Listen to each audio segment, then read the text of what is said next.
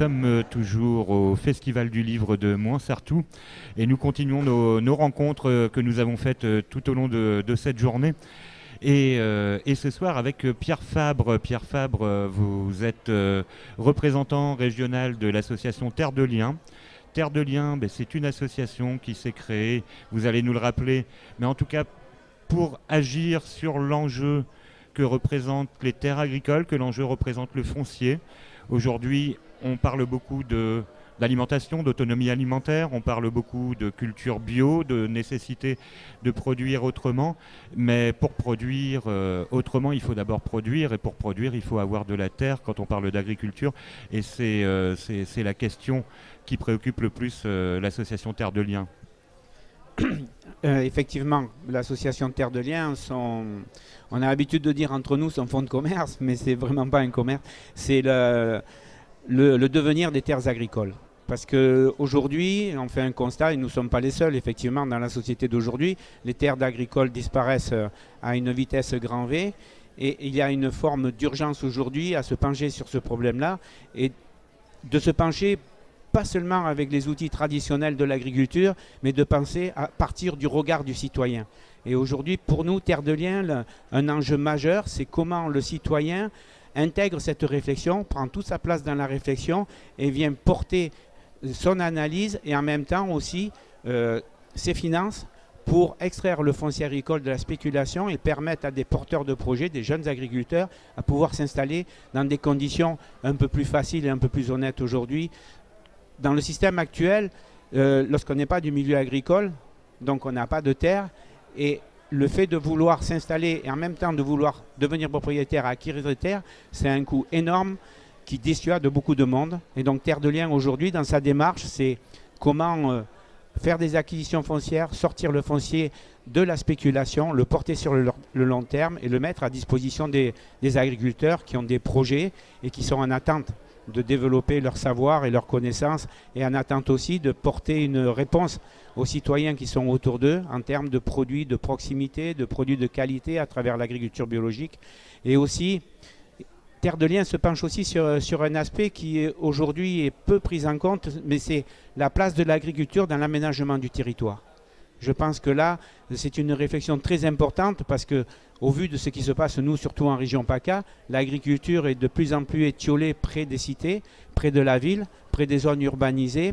Et comment ces nouvelles structurations du territoire font que l'agriculture disparaît, mais en même temps créer un manque au niveau du citoyen, puisqu'il n'a plus ces espaces où il va pouvoir lui-même se régénérer, on pourrait le dire comme ça, d'une manière un peu osée, mais à la rencontre d'une population qui s'éloigne de plus en plus des villes et il perd ce contact qu'il avait auparavant entre lui, son alimentation et la personne qui produit son repas, enfin son aliment de tous les jours.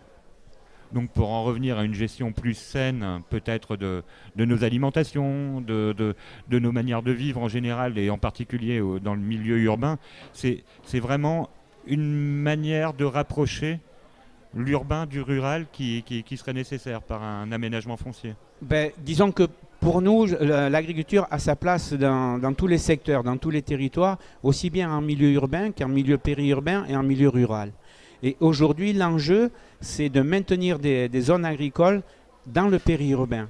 C'est un enjeu fondamental puisqu'on s'aperçoit que les collectivités ont une demande claire par rapport aux besoins de produits, de proximité, qui génèrent de la fraîcheur du fait qu'ils sont de proximité, mais les collectivités s'orientent toutes vers une restauration collective pour les écoles ou pour dans d'autres domaines avec des produits de qualité, de l'agriculture biologique, et ils souhaitent les avoir à portée de main parce qu'en même temps, ces lieux-là sont des lieux d'éducation aussi pour les écoles où les élèves vont pouvoir venir où sont produits leurs aliments. Et à Moinsartou, on a un très bel exemple du positionnement de la commune de Moinsartou, et je pense que l'exemple de la commune de Moinsartou devrait faire école dans les autres collectivités. Et donc nous, Terre de Liens, dans ce jeu-là, nous souhaitons nous investir fortement pour pouvoir, si besoin en était, faire des acquisitions et mettre à disposition les terres. Et l'avantage l'avantage ou la spécificité de Terre de Liens, c'est qu'on a un outil financier qui nous permet de faire ça aujourd'hui, qui est la foncière de Terre de Liens. Et cet outil financier a la capacité de faire appel à l'épargne publique. Et donc l'épargne publique, c'est-à-dire s'orienter vers le citoyen et lui dire au citoyen, en participant, en prenant des actions à la foncière Terre de Liens, vous devenez acteur de territoire parce que votre épargne va se positionner près de chez vous, sur votre territoire, et vous devenez un acteur vraiment prégnant du territoire et vous êtes en capacité de donner un sens nouveau à ce territoire à travers votre volonté, votre réflexion. C'est la principale manière par laquelle on peut, en tant que citoyen, justement participer à ce combat, c'est-à-dire en allant épargner dans ces outils financiers. Ça, c'est un des moyens, et c'est un des moyens, je dirais, pour le citoyen le plus dur des fois, parce qu'il touche à son argent et donc il faut le convaincre. Mais il y a d'autres moyens aussi de pouvoir participer, et Terre de Liens, à travers son association, sollicite les citoyens à venir porter leurs réflexions lorsque sur une commune ou sur une collectivité, il y a un débat autour des documents d'urbanisme, autour de ce qu'on appelle les PLU, les plans locaux d'urbanisme, ou les schémas de cohérence territoriale. Ces outils-là devraient être normalement à l'écoute des citoyens, parce que ces outils-là sont là pour construire le lieu de vie du citoyen. Et aujourd'hui, on peut dire d'une manière pas forcément très affirmative, mais quelque part le citoyen est très peu sollicité, ou lorsqu'on le sollicite, c'est durant le parcours, à une étape du parcours, pour lui présenter la réflexion d'un bureau d'études, des élus. Mais nous avons l'intime conviction que le citoyen devrait participer en amont de tous ces éléments-là pour être réellement dans la coproduction de son territoire.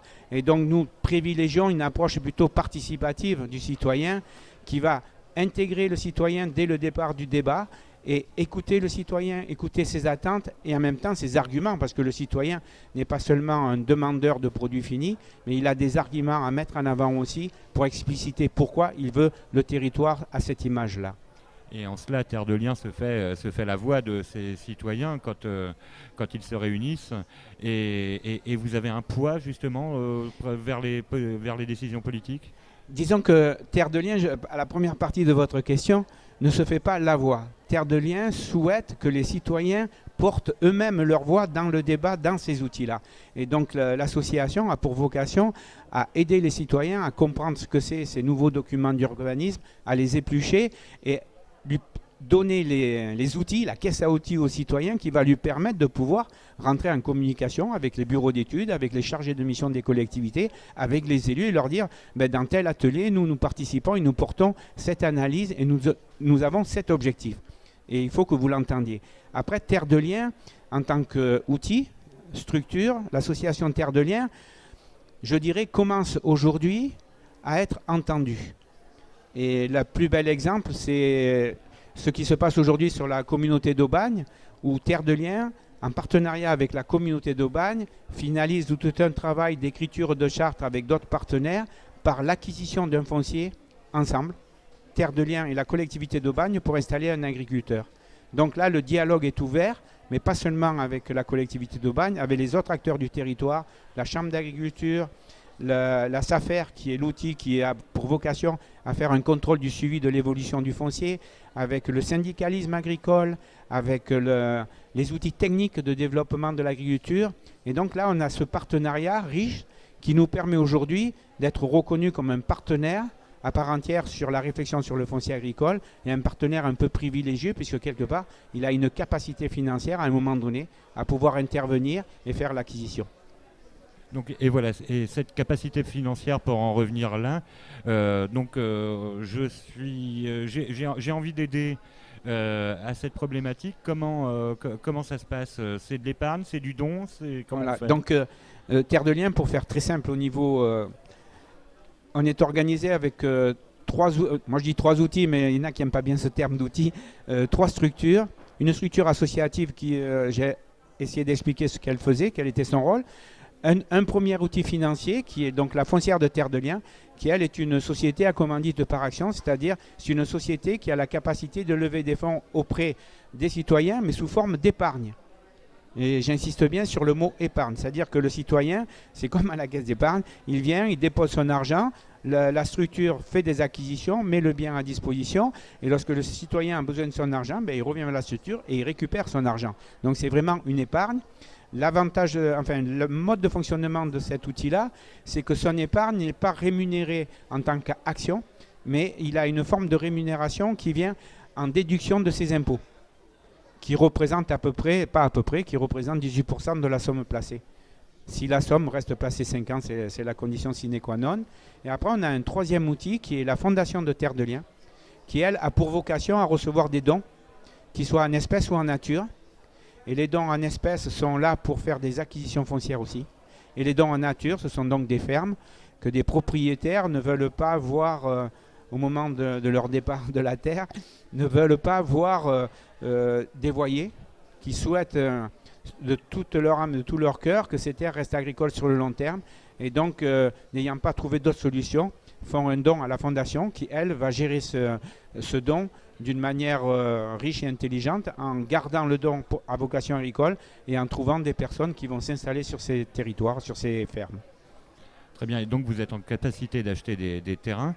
Comment ça se passe après on est agriculteur, on vient vous voir, ou c'est vous qui repérez un agriculteur qui a un besoin et vous lui louez la terre, vous lui vendez? Comment ça se passe? Alors là, pour revenir sur la fin de votre question, donc les terres, la foncière et la Fondation ne revendront jamais les terres parce que leur vocation, c'est porter le foncier agricole sur le long terme. Parce qu'on a dans l'idée que les aléas de vie, lorsqu'on a acheté une propriété, c'est pas parce qu'on n'est plus envie de travailler ou qu'on soit déçu par l'activité agricole, mais souvent les aléas de la vie font qu'à un moment donné, on est contraint et forcé de revendre. Et donc à ce moment-là, le bien se retrouverait sur le marché et donc générerait une nouvelle spéculation sur ce foncier. Et donc l'idée pour nous, c'est retirer le bien de la spéculation foncière en le portant sur le long terme. Donc la foncière va mettre à bail. Elle va faire aux porteurs de projet un bail. Et là, on a un type de bail spécifique qui est un bail de carrière, qui existe de fait, on l'utilise, qui va permettre à l'agriculteur qui va s'installer d'avoir devant lui la durée pour pouvoir développer son projet dans tous les aspects où il souhaite le développer, sans avoir